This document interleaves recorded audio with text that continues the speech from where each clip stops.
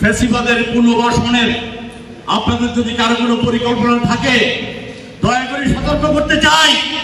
আপনারা আপাতত মনে করছেন নিজেরা বিভাজিত হয়ে প্রতিটি স্বৈরাচারের কারো না কারোর সাথে আপোষ করে নতুন একটি ফয়সালা বন্দোবস্ত তৈরি করবেন।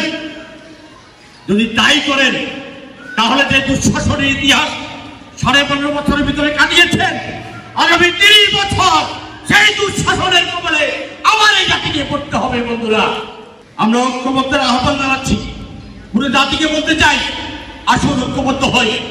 আবু সাইদ মুক্তরা জাতিসংঘ উন্মোচিত করেছে, আমাদের নেতৃত্ব বলেছে, তারা বলেছে 15.5 বছরের বাংলাদেশ তারা চায় না, 54 বছরের ফ্যাসিস্টের বাংলাদেশ তারা চায় না।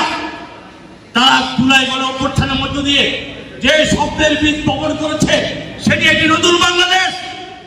সেই বাংলাদেশে লুণ্ঠন থাকবে না, হাসিনাতন্ত্র থাকবে না, হাসিনাতন্ত্র থাকবে না, লুণ্ঠনতন্ত্র থাকবে না, ওই প্রশাসন ওই পুলিশ বাহিনী দিয়ে মানুষকে হত্যা করার তন্ত্র থাকবে না।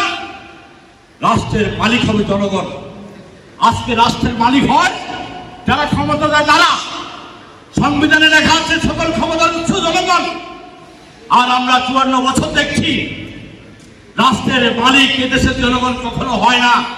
এই দেশের মানুষকে রাষ্ট্রের মালিকানা দেওয়া হয় না। রাজনৈতিক দলসমূহ আমরা আমাদের মতো মানুষেরা আমরা ভোট বন্দোবস্তের মধ্য দিয়ে আপনাদের ভোটাধিকার নিয়ে আমরা সরকার গঠন করার মধ্য দিয়ে রাষ্ট্রের মালিকানা আমাদের পকেটস্থ করি। এরপরে এই জনগণের সাথে আর রাষ্ট্রের কোনো সম্পর্ক থাকে না।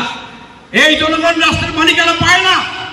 এই জনগণের তার বিপদ আপদ, তার জীবন যাপন, তার কৃষি পণ্যের ন্যায্য মজুরি না পাওয়া, শ্রমিকের ন্যায্য মজুরি না পাওয়া, তার চিকিৎসা না থাকা, তার সন্তানের পড়াশোনা না থাকা, তার জীবন ঢুকিয়ে ঢুকিয়ে যে মরা, তার থেকে পরিত্রাণ করবার জন্য এই রাষ্ট্র কোনো বন্দোবস্ত করে না। এবং আমরা জনগণও জানি না রাষ্ট্রের কাছে আমার পাওনা কি। রাষ্ট্রের দায়িত্ব সমস্ত মৌলিক অধিকার নিশ্চিত করা, আপনার চিকিৎসা নিশ্চিত করা, আপনার সন্তানের লেখাপড়া নিশ্চিত করা, আপনার জীবন মান উন্নত করা, এই সমস্ত রাষ্ট্রের অঙ্গীকার রাষ্ট্রের সংবিধানে লেখা আছে। আমাদেরকে বোকা বানিয়ে রাখা হয়, আমাদেরকে বলা হয় 5 বছর পর পর ভোট দেন, আমরা ক্ষমতা দেয়, রাষ্ট্রের মালিক আমরা, আপনারা প্রজা। কিন্তু না, আমরা জানি না বলে আমরা দাবি করি না। এই রাষ্ট্রের সমস্ত চাহিদা জনগণের পূরণ করবার কথা সংবিধানে লেখা আছে, কিন্তু আমাদেরকে সেই দিকে যেতে দেয় না।